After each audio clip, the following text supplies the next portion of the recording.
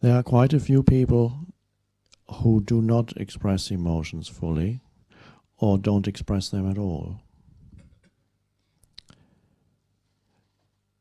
Perhaps even more so in northern countries. The further north you go, the less they express their emotions. That's how it seems to be. Maybe it's too cold to express your emotions.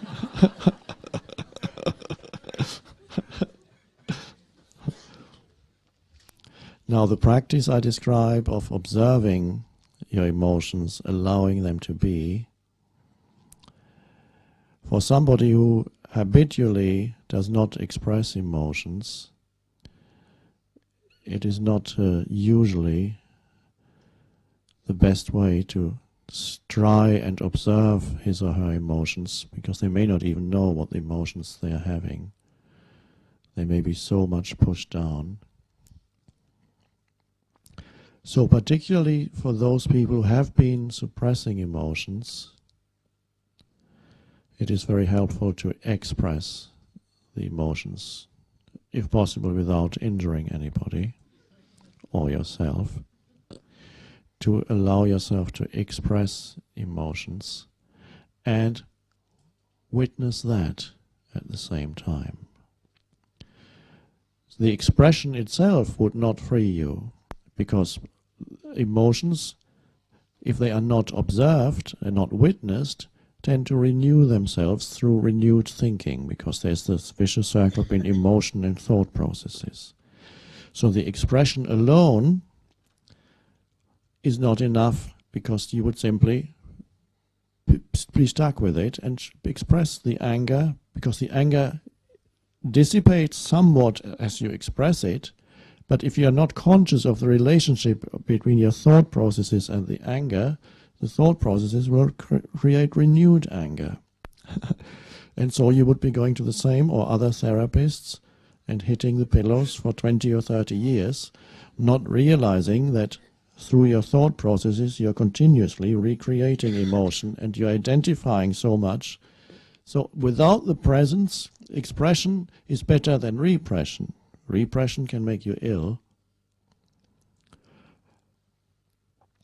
But to transcend, it is essential to be alert and present and watch it as an energy field, so that through the watching it becomes depersonalized, so that you don't feel you're not totally stuck in it. And then you can express it, hit something, not a person if possible, the pillow if it's anger, or scream, and it feels good perhaps.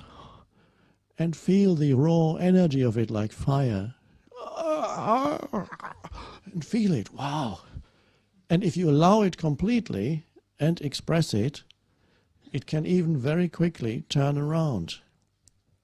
And then you can do something useful, that you have enormous energy, and suddenly it gets turned around and it's no longer, it can shift from anger to just being intense energy. Okay, now I'm going to clean my room.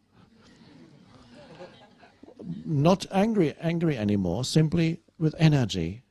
You could also clean your room still being angry, but that's not good cleaning, because you would be cleaning on a material level, and on an energetic level you would be polluting your room.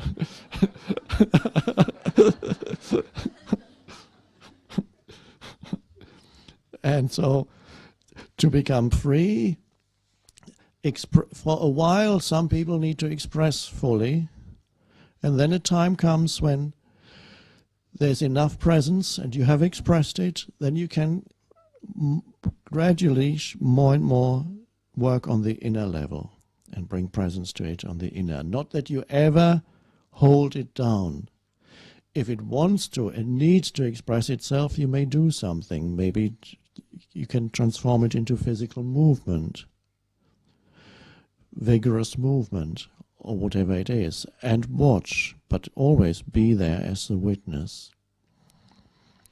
At some point, you find that you have a choice. The emotion arises, you can express it or not express it. And it can simply be transformed or transmuted through bringing presence to it.